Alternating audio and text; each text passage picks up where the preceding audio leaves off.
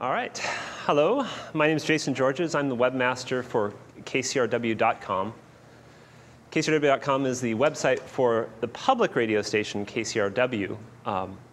We call ourselves KCRW.com because KCRW.org is a little bit difficult for some of our on-air people to say. So it's smoother to say KCRW.com, and hence we are that, even though we are a public radio station. Today I'm going to talk to you a little bit about podcasting and the origins of KCRW's podcasting efforts and where we've been and where we're going. And to begin, we started podcasting on March 21st, 2005. We were not the first people to podcast, but we were the largest single organization to put out podcasts. We started with 22 programs. 3 of which were daily podcasts. The rest were weekly podcasts. They ranged in time from 4 minutes to 60 minutes. Initially, we started out encoding them at 48K MP3 mono files. The reasons we did all this were to expand the reach of KCRW programs, to stay on the technological cutting edge, to create new avenues of fundraising, and we thought we could do all this with minimal cost using our existing infrastructure, both in terms of hardware and people power at the station.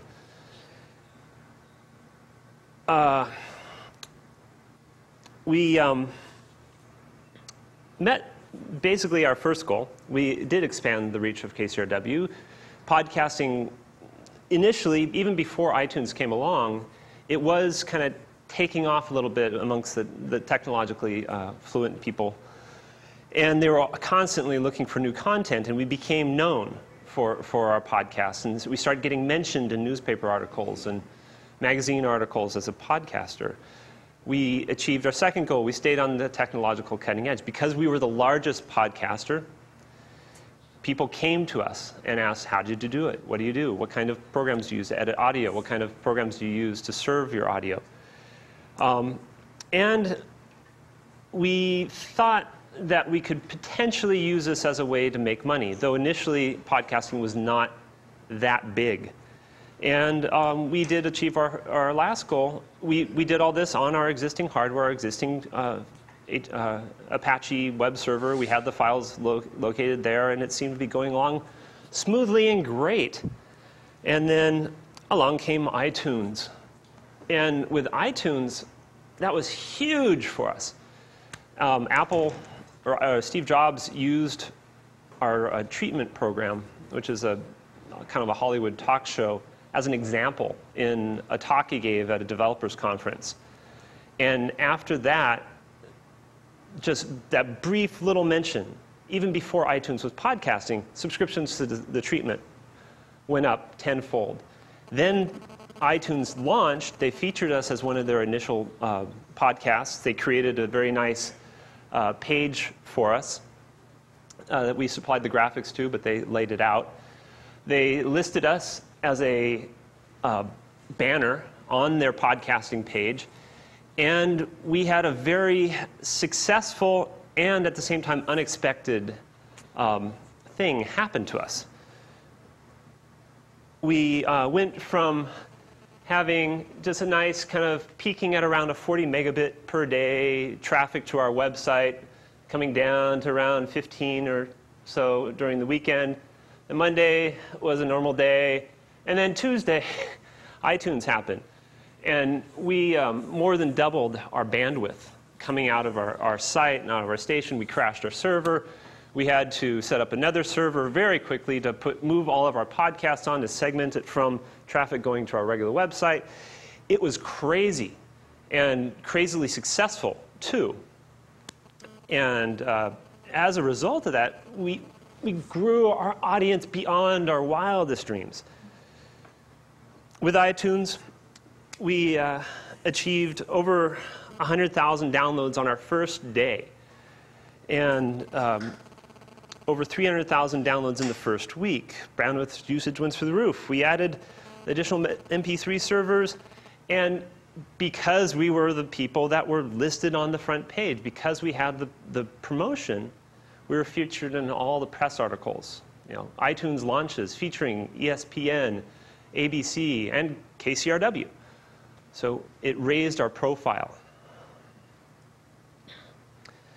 Around August 2005, initially all of our podcasts were talk shows that we produced ourselves, that we held all the rights to, and that the hosts of the shows all agreed that, you know, it's fine, we can podcast it, no problems, nobody's concerned about rights or their image.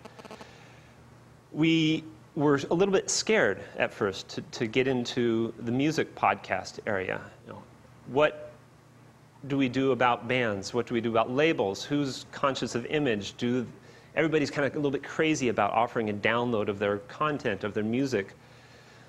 So we tiptoed into this with a few bands. And our initial band, the initial bands that we did the podcasting with were unsigned, unknown bands. And as a result of the podcasts that they featured on our site through iTunes, downloads and purchases of their music on their websites went through the roof. So they had kind of a side effect of our success in promoting their bands. And we set up a rule that still exists today, that we post downloadable podcasts of live performances. These are 40-minute long podcasts that feature about 8 to 10 songs and an interview in between sets of the songs for about 2 weeks. And for the longest time, it was always listed in the top 100 new subscribed podcasts on the iTunes top 100 page. And occasionally we're still in there as well whenever we have a new artist or a band that is of note.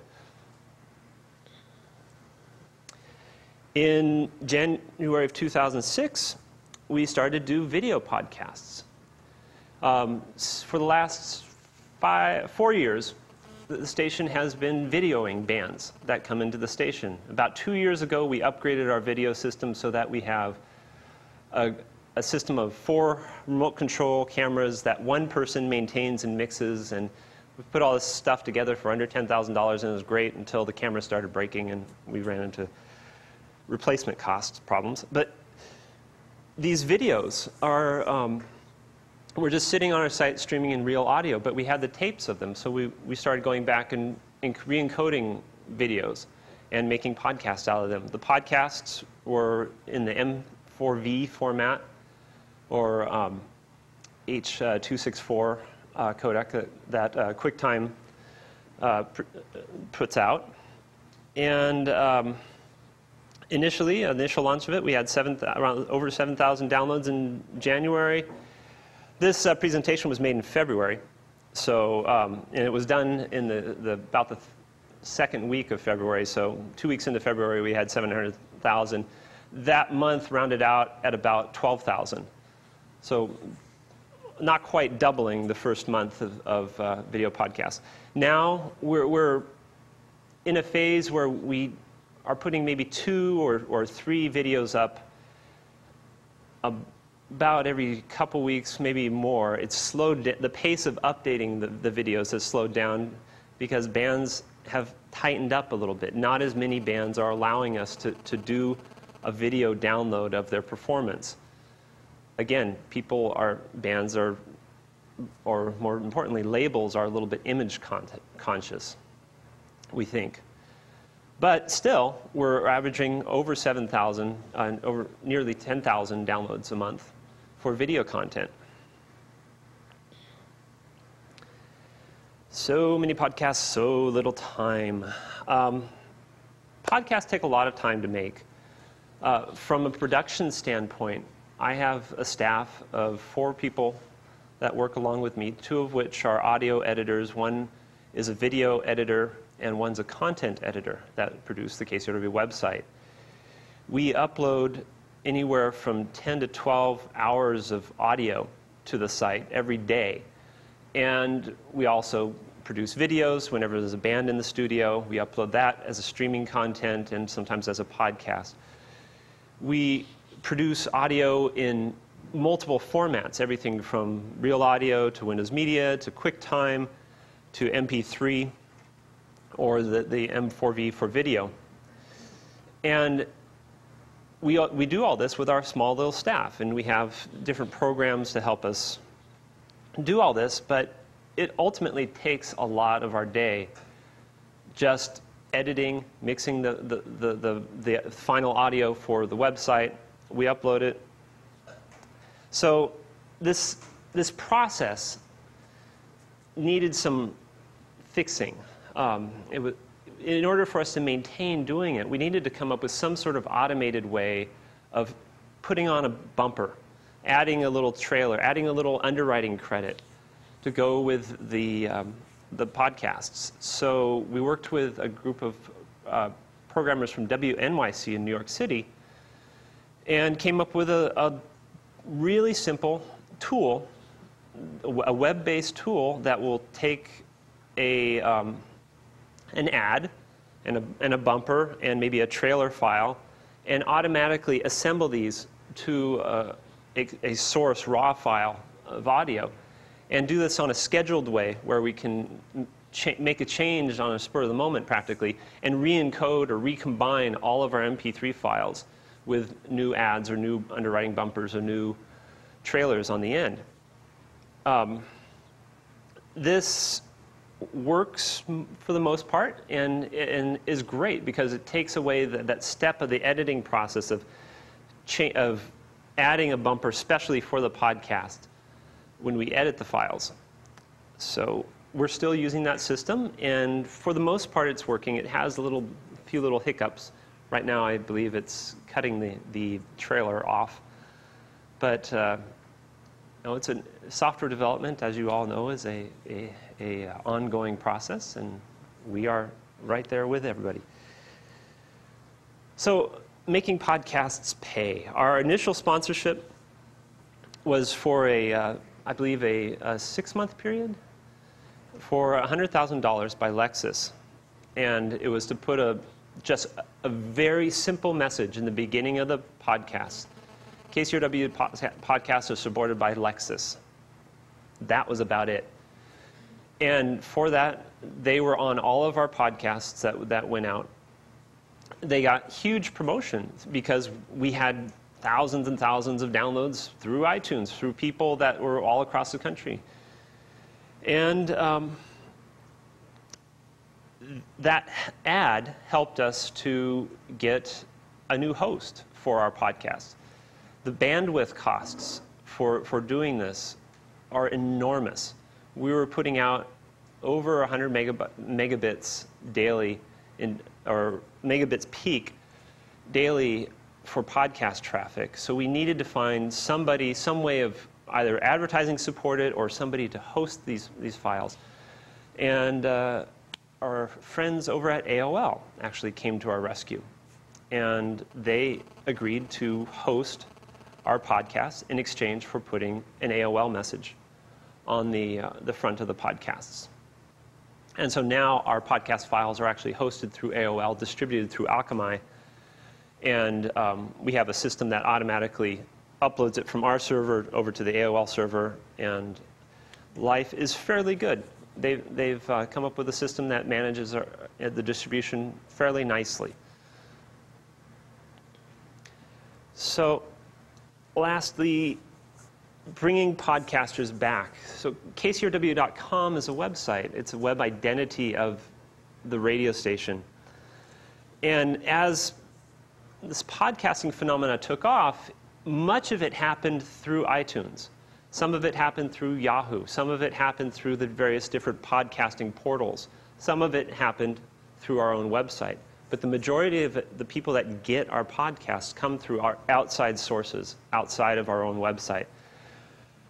So there's this challenge as the web for a public radio station decentralizes. How do we entice people back? What do we do within a podcast file to get them to check out our website, to find out, oh, gee, there's a music podcast that you're watching, but there are thousands of other archived video and audio performances back on the home website. How do we communicate that? How do we get them to type into their browser outside of iTunes, go to KCRW.com?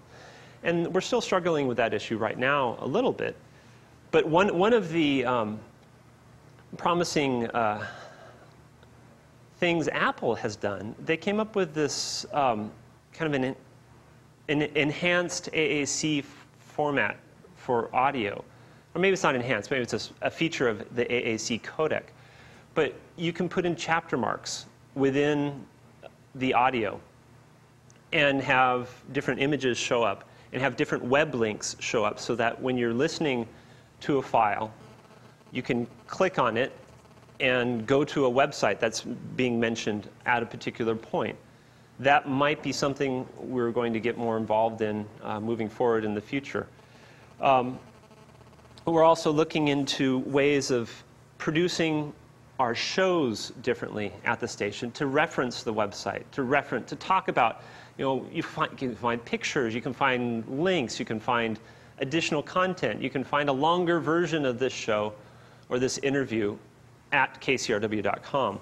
So there's a bit of a paradigm shift that is going on in radio. NPR is actually doing a fairly good job of this right now. If you listen to programs like All Things Considered and Morning Edition, after every segment, they mention their website. They mention, for enhanced or for more links, or to read the document that they were talking about, or to see pictures of what we're talking about, go to our website. We need to work and do a better job of doing that through our own programs that we produce as well. And we are constantly in search of new ideas to keep podcasts fresh.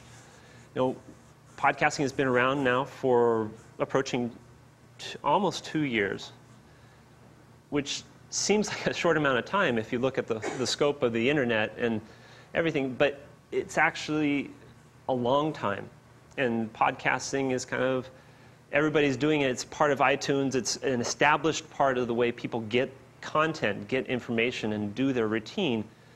But what's the next thing? What's the next podcasting phenomenon? What's the next streaming audio phenomenon? What can we do to keep our website and our online efforts fresh and relevant and moving forward?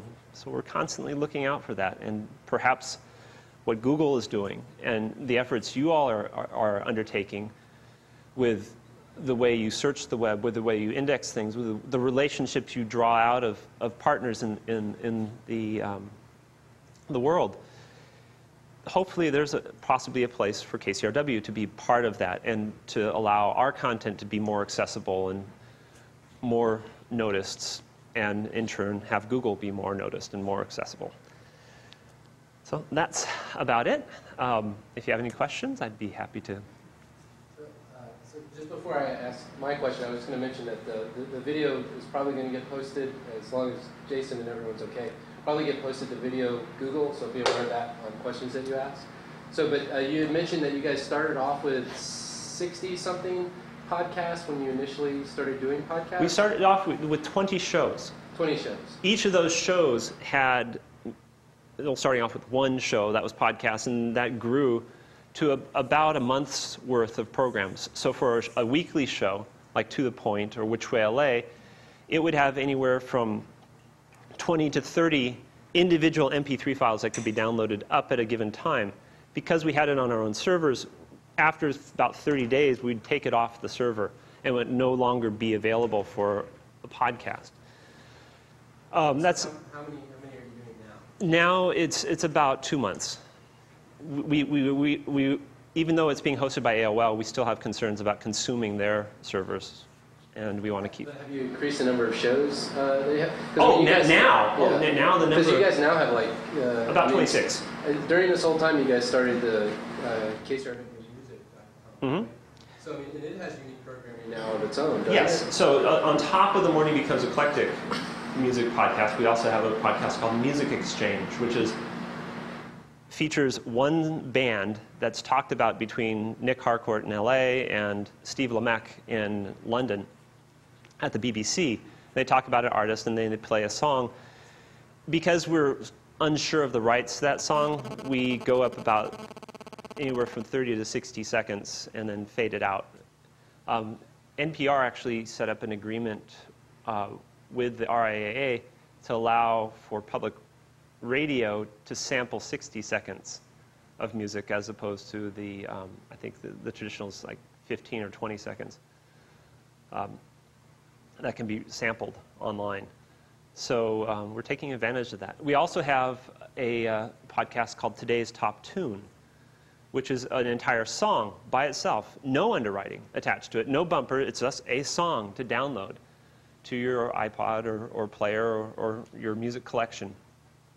And we see that this is kind of a lost leader. We want it to get out, to get KCRW known, to get our message across of we are a source of knowledge of music and everything, and to support us, our message is basically this is not all free. It's paid for by individuals. Did you negotiate with RIAA for that? No, we negotiate with individual bands and their labels.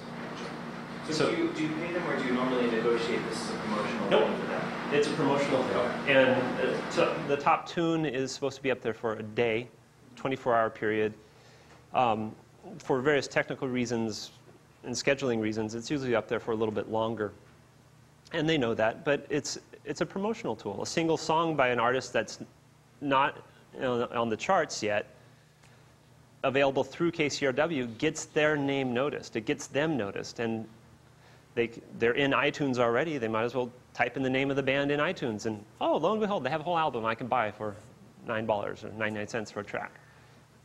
Have you considered uploading things into Google Video, even the audio-only programs? We did, actually.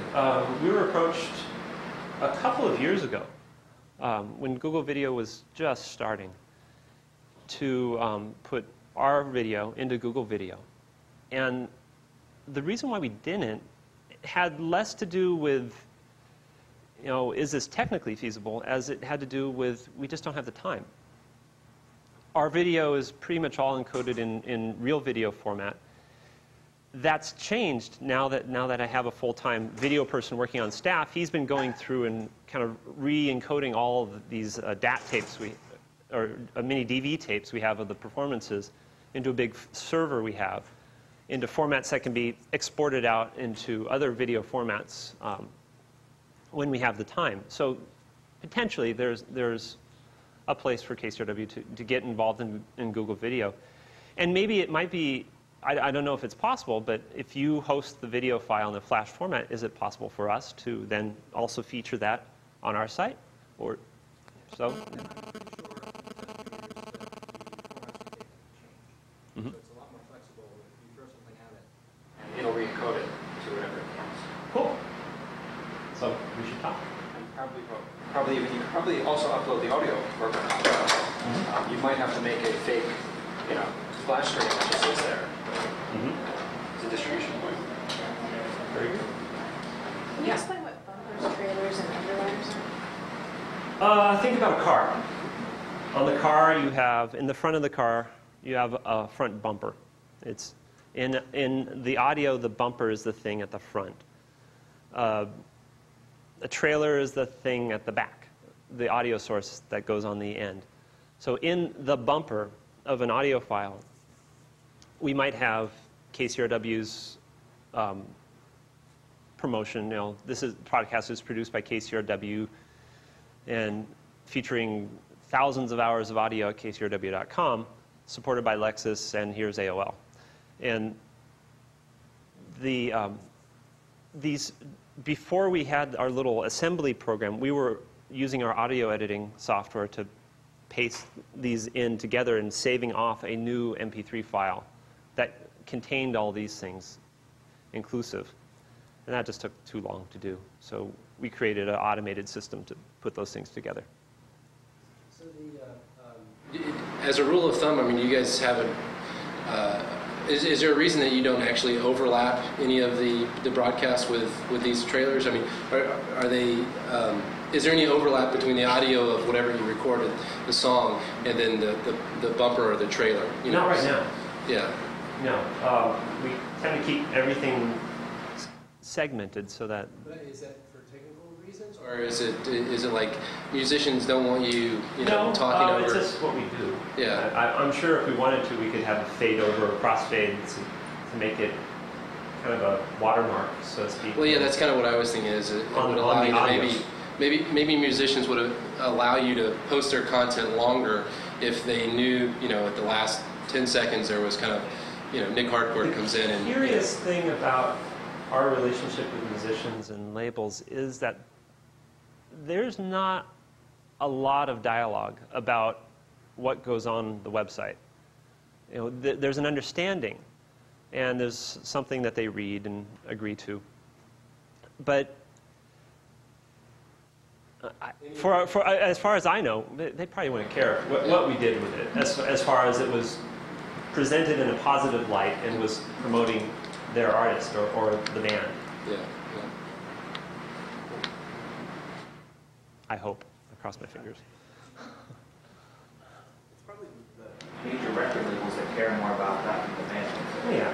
I had a call a few weeks ago from Sony in New York wanting to know about our Top Tune podcast. And they're looking at it and they're going, you say it's only 24 hours, but I see 3 podcasts here. How do you explain that? It's like, well, we promote it for a day. And it was kind of, I hope that didn't sour their relationship with us. But, we are what we are. We're a very, our general manager, Ruth Seymour, talks about, when we do pledge drives, talks about we're a little public radio station in the basement of a cafeteria building at a community college. We really are a small entity that produces these huge things. And we're doing the best we can. And we're not a Google. We're not a big company that has all these resources all around you. So we're constantly scraping to get by and to do the best we can.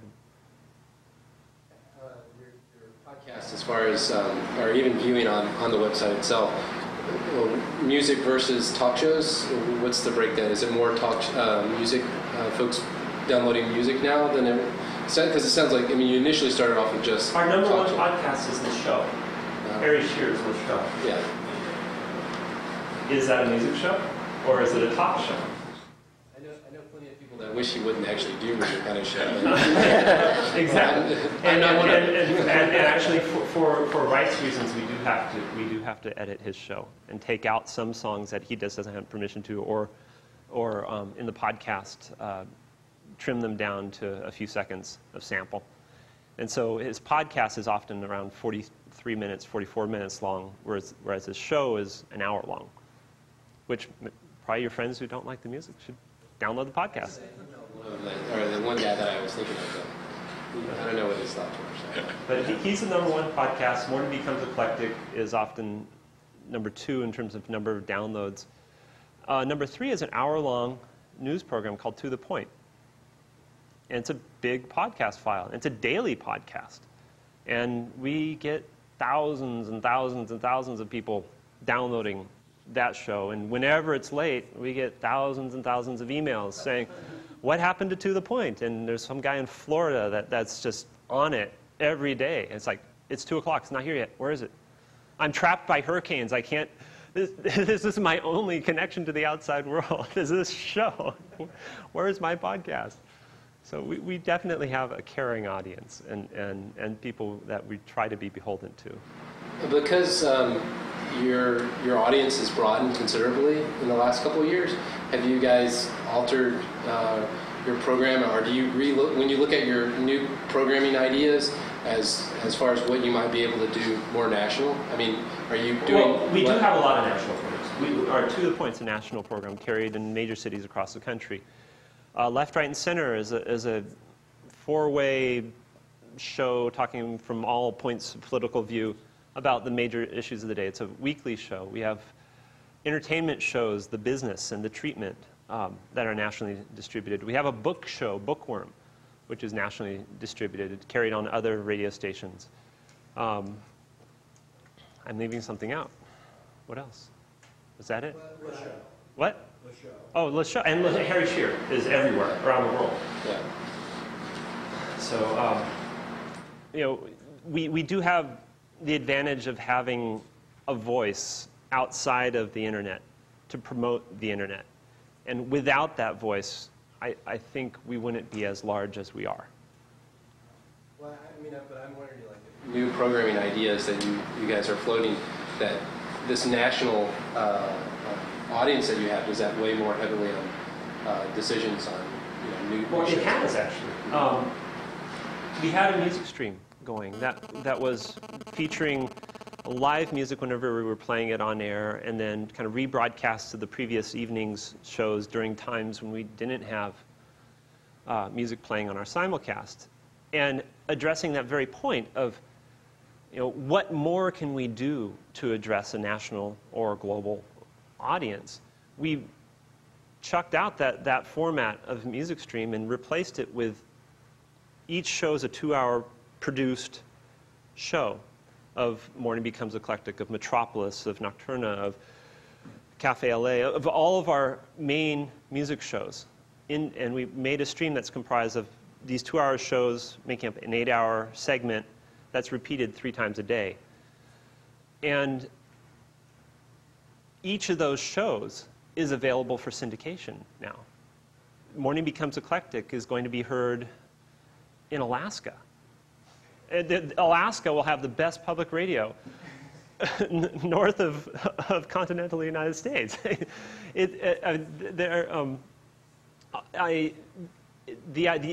was the exact idea. We have a person trying to market all of these shows to other radio stations and also to other streams as well, other internet radio stations. So if there's an internet stream that's looking for content, they can get KCRW's program and on a regular basis, and we distribute it via the internet, so the stations can download the sound files and then play them as they wish. And we have playlists that go along with everything, so they can keep all that up to date. Yeah. What percentage of your download connections and streaming connections come from outside the United States? Ooh, that's a big question. It's probably around 30% come from outside the U.S. or from outside the U.S. / unknown. There's a very long, an interesting graph. I don't have it on me right now, but it shows the distance from LA of connections. The peak is in LA, and then as you move farther away, it goes down, and then it goes down as if you think about the continental United States, West Coast, East Coast. So in the middle of the country, it's down a little bit. There's a little spike in Kansas.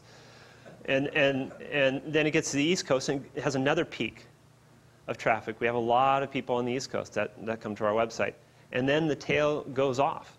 And that tail outside of the United States that goes way down are all the connections overseas or more than the distance to New York outside of LA. And it's stunning to see the reach of KCRW and where people are getting us. If we plot a graph of all our IP connections around the world, it makes a map of the world. And if you plot a map of Google's IP connections around the world, it probably makes mountains around the world. At least we get the outlines of continents. As far as your new programming, specifically the talk show formats, how are those ideas generated, and where do you find the hosts for those programs? It changes. It's different people. Often new hosts come from being guests on other shows, or come from ideas that are generated in-house that come to fruition, and a host is found for those shows. Sometimes people send in tapes and CDs, and I have this great idea, and this would be perfect, and if Ruth is in an open mood, she might listen to it, and who knows? We had a show that was pitched to us called Final Curtain last year. It was an obituary show for the radio. It was a really interesting idea and a really interesting show. But it became a monthly show, and the resources involved to produce this one monthly show were so big, because you're researching people, you're producing sound bits and trying to gather sound clips of a person's life to put in there, that it was just not practical for us to maintain producing it. So it eventually got canned. But it was an interesting show for about a year. There are other shows that grew out of pitches. The Business is a new show that it was co-developed by Variety magazine, one of the editors at Variety. You know, they're in the business, they're connected, and one of the producers at the station, and they put together this show, and it's a hit show. It's being syndicated nationally and picked up. Even got picked up by NPR as a distributor, which is a huge honor to have them, featuring one of our shows. So there are different ways, but it doesn't happen very often. Anybody else? If there are no, thank you very much for coming out. Thank you all very much.